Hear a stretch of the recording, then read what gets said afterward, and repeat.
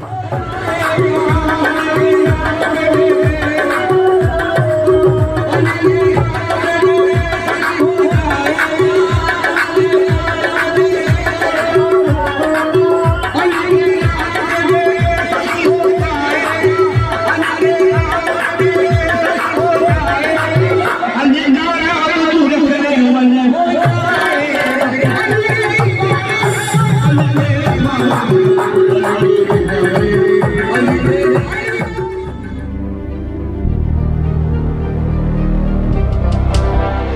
अलग बात के खामोश खड़े रहते हैं, ये अलग बात के खामोश खड़े रहते हैं, फिर भी जो बड़े हैं बड़े रहते हैं। और ऐसे दरवेशों से मिलता है हमारा शिजरा कि जिनके जूतों में कई ताज पड़े रहते हैं। नाज़रीन, इस वक्त मैं मुंबई के अंटाफिल सिद्ध इलाके में मौजूद हूँ और यहाँ पर एक बुज़ुर्ग हस्ती कई लंबे अरसे से आराम फरमा है। जी हाँ नाज़रीन, मेरी मुराद है हज़रत शेख मिस्री रहमतुल्लाह अलैह की मज़ार पर इस वक्त मैं हाज़िर हुआ हूँ और आज उनका सालाना उर्स चल रहा है। इस वक्त मेरे साथ जिस बंदे को, जिस शख्स को आप अपनी स्क्रीन पर देख रहे हैं, ये आस्थाने के खादिम है और कई सालों से ये यहाँ पर खिदमत कर रहे हैं, इनका परिवार यहाँ पर खिदमत कर रहा है। इनसे बातचीत करने के लिए हम आए हैं कि आज कितना साल उर्स का हो चुका है और हज़रत कब यहाँ पर तशरीफ़ लाए थे बम्बई की सरज़मीन पर और कैसे आपका मदफन हुआ, इन तमाम चीज़ों पर तफसीलात से बात करने के लिए हम आए हैं। हज़रत बहुत बहुत इस्तकबाल है आपका हमारे चैनल पर। बहुत शुक्रिया। सबसे पहले ये जानना चाहेंगे आपका नाम क्या है और कितने अरसे से आप आस्थाने पर खिदमत कर रहे हैं?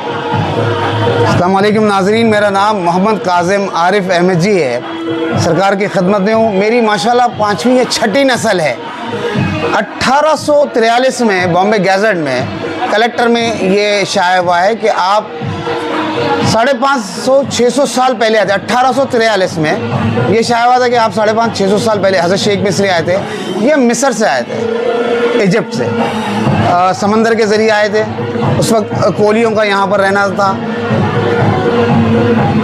ये अल्लाह पाक का शुक्र है कि इतने बड़े वली के आस्थाने पे खिदमत करना मेरे आबाद व अजदाद के लिए फ़ख्र की बात है कि हम जो है ज़िंदा यहाँ हैं और मरने के बाद भी हम जो है वो सरकार के कदमों में है।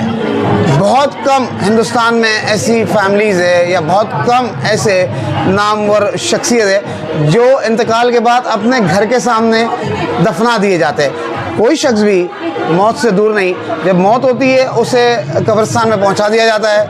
ये अल्लाह पाक का शुक्र है, इस वली का करम है कि हम जब फौत होते हैं तो हज़रत के कदमों में दफना दिए जाते हैं। हज़रत ये जानना चाहेंगे, शेख मिस्री रहमतुल्लाह अलैह जब आए थे यहाँ पर तो यहाँ पर कितने साल का अरसा उनको गुजरा है, कितने साल वो यहाँ पर हयात रहे? ये उर्स हम बनाने जा रहे हैं, ये 787वां उर्स है। ये 770, पिछले साल हमने 786 बनाया था, काफ़ी कामयाब था। और उसके पहले जो है 2-3 साल कोविड के ज़रिए उर्स नहीं हो पाया था। जैसे मैंने आपको बताया बॉम्बे गैजेट में 1843 की तारीख शाया है और उसमें 500-550 साल है। मेरे आबाद व अजदाद जो है वो 150-200 साल से इनकी खिदमत में है, जहाँ इनकी कब्रें है यहाँ पर आपकी खिदमत में। उससे पहले जो है हज़रत मलंग शाह रहमतुल्लाह अलैह थे, जो 350-400 साल पुराना वाक़या है। आपके भी मज़ार जो है यहाँ पर है। उनसे पहले महमूद शाह रहमतुल्लाह अलैह, वो मस्जिद और शेख मिस्री के आस्थाने के बिल्कुल दरमियान में एक कब्र है, वो उन्हीं की है। ये खिदमत काफ़ी अरसे से हो रही है, सदियों से हो रही है। इसके बाद ये 6ठी या 7वीं नस्ल है जो हम इनकी खिदमत में। हाँ हज़रत, यहाँ पर एक उलमा रहते थे, हमने काफ़ी नाम सुना है, मौलाना फैज़ अहमद फैज़ साहब में भी यहाँ पर ही वो इमामत करते थे, तो वो भी यहीं से जुड़े हुए थे या उनकी नस्लों में से थे वो? नहीं, फैज़ अहमद साहब यूपी से ताल्लुक़ रखते थे। इमामत के लिए हमने इनको यहाँ पर रखा था। 15-16 साल इमामत की उन्होंने और यहीं फौत हो गए।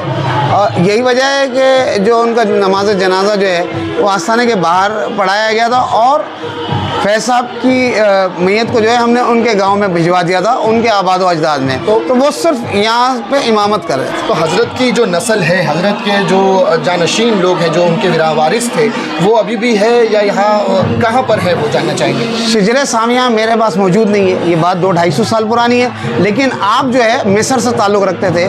अमोज जगह का नाम है, इलाके का नाम है अमोज, मिस्र में। वहाँ हमारा दरअसल ख़ानदानी नाम या हमारा सरनेम जिसे कहते हैं, ओढ़क अहमद जी है। अहमद जी आप देखोगे गैजेट में कहीं भी नहीं है।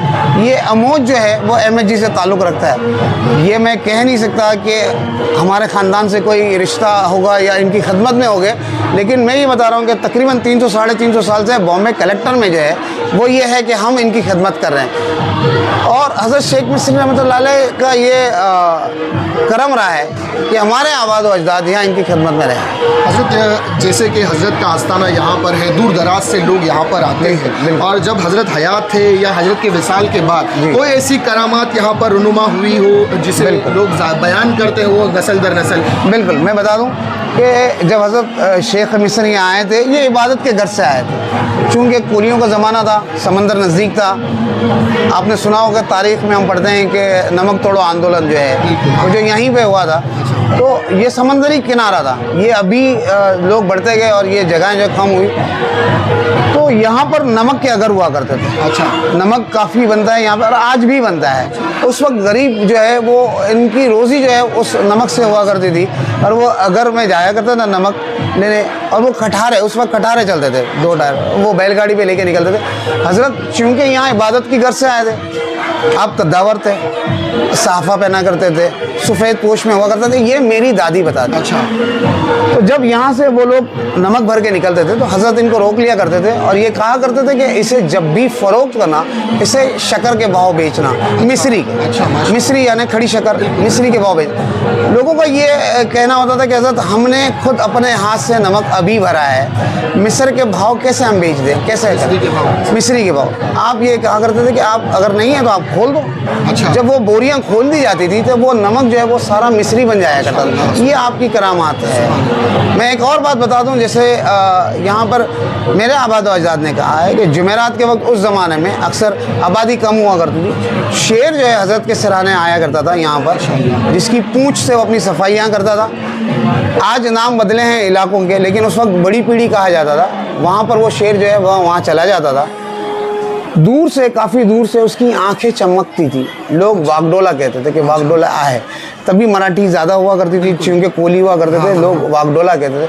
आप बॉम्बे गैजेट या बॉम्बे कलेक्टर साहब देख लो कि वडाला नाम का कोई मायने है, कोई मतलब है ही नहीं। ये हज़रत के नाम से दिया गया वागडोला जो है वो आज वडाला हो गया। शेर की आंखें, शेर की आंखें चमकती थी, जो आपकी खिदमत में रहा करता था। तो ये वडाला जो अदल बदल हुआ। तो हज़रत ये जो उरूस होता है, ये हिजरत की कौन सी तारीख पे हर साल होता है और कितने दिन का उरूस होता है? हम लोग ये रब्बिल अव्वल की जो है 13 तारीख शान की बनाते हैं। नवंबर की किसी भी महीने में कोई भी तारीख आ जाए, हमको उससे कोई मतलब नहीं है। इस्लामी तारीख है, 3 साल में एक आध बार तारीख आगे पीछे भी जाती है, लेकिन शान की 13 तारीख हम पकड़ते हैं, जिसमें हज़रत का खास संदल उठाया जाता है, और ये रात के 12 बजे उठाया जाता है। और ये आज से नहीं, सदियों से कहते हैं। 1984 में जब इंदिरा गांधी मर गई थी तो कर्फ्यू में चल रहा था सारा हिंदुस्तान, सारी चीज़ें बंद थी, लेकिन उस वक्त भी आबाद व अजदाद थे, और संदल जो है वो रात के 12 बजे ही उठा था, इलाके में गश्त करता। आज भी वो सिलसिला जारी है कि संदल रात के 12 बजे उठा। तो ये कितने दिन का संदल होता है? उरूस कितने दिन का होता है? गालिबन 5 रोज़ का उर्स होता है। और ये 5 दिन में क्या क्या प्रोग्राम होते हैं? ये तकरीबन 5 रोज़ में जो है संदल, पहले दिन जैसे मुशायरा होता है, गौश ख्याल का मुशायरा रखते हैं। मुशायरे में काफ़ी दूर से बहुत बम्बई योजना के बेहतरीन शोरा यहाँ तशरीफ़ लाते हैं। अब यकीन माने, अगर उनसे उजरत की बात की जाए तो वो बिल्कुल नहीं मानते। वो कहते हैं हम सरकार की चौखट पे आए हमारा कलाम पढ़ने, और बेहतरीन शोरा होते हैं। फिर दूसरे रोज़ जैसे हैं कव्वाली होती है, फिर यहाँ पे जो कमेटी है इंतज़ामिया, उसका संदल होता है, हज़रत का ख़ास संदल होता है। ये 5 दिन तो बराह रास्त चलता है। छठा रोज़ जो है वो हज़रत की 17वीं शब आ जाती है, चूँकि 13 तारीख को शुरू होता है। हज़रत की 17वीं शब जो है वो हम छठा दिन मनाते हैं, जिसमें दरूद सलाम और नात वगैरह पढ़ी जाती है। तो नाज़रीन, देखा आपने, ये थे इस आस्थाने के खादिम जिन्होंने अपने आबा व अजदा के मुतालिक बताया कि कई सदियों से इनके आबा व अजदा इसी सिलसिले में यहाँ पर काम करते आ रहे हैं। इनकी नस्लें दर नस्लें सरकार की खिदमत करती हुई आ रही हैं। जो भी दूर दराज से लोग यहाँ पर आते हैं, ये लोग उनकी खिदमत करते हैं। नाज़रीन, जैसे कि आप सबको पता है, कुरान में अल्लाह तबारक व तआला ने इरशाद फरमाया है कि अला इन्ना औलिया अला खौफुन अलैहिम वला हुम यहज़नून, के अल्लाह के वलियों को ना ही किसी का खौफ होता है और ना ही किसी का डर। बेशक इसकी वजह यही है कि वो अपनी ज़िंदगी के हत्तल इम्कान वक्फे को उस राह खुदा में सर्फ करते हैं, अल्लाह के ज़िक्र अस्कार में सर्फ करते हैं। वो इतने करीब हो जाते हैं अपने रब के, उन्हें दुनिया से कोई लेना देना नहीं होता। रसूल की सुन्नत पर अमल करते हैं, रसूल के सुन्नत के पैकर होते हैं, तब जाके उन्हें विलायत के मकाम पर अल्लाह फाइज करता है और अपने विलायत के मर्तबे को बताता है उन्हें कि विलायत है क्या। जब वो अल्लाह की कुर्ब हासिल कर लेते हैं, अल्लाह के दोस्त बन जाते हैं, तो दुनिया का डर और खौफ उनसे निकल जाता है और अल्लाह तबारक व तआला अपने हबीब के सदक़े में उन्हें इतना कुछ अता कर देता है कि उनके आस्ताने पर आकर जब भी कोई दीवाना, जब उनका चाहने वाला उस रब के हुजूर दुआ करता है इन वलियों के वसीले से, तब अल्लाह ताला अपने नेक बंदों के वसीले से अपने बंदों की दुआ कबूल करता है। आज उरूस का ये मौका है, यहाँ पर दूर दराज से लोग आते हैं, अपनी झोलियाँ लेकर, अपनी फरियादों को लेकर बाबा के आस्ताने पर अर्ज़ करते हैं, अपनी आरज़ू पेश करते हैं, तब अल्लाह तबारक व तआला अपने नेक बंदे के सदक़े तौफ़ील उनकी दुआओं को कबूल करता है। नाज़रीन, इसी तरह की वीडियो के लिए हमारे चैनल को ज़रूर सब्सक्राइब कीजिएगा। मैं सिराज शेख हिंदुस्तान डेली से फिर मिलूंगा किसी अगली खबर के साथ, तब तक के लिए जय हिंद।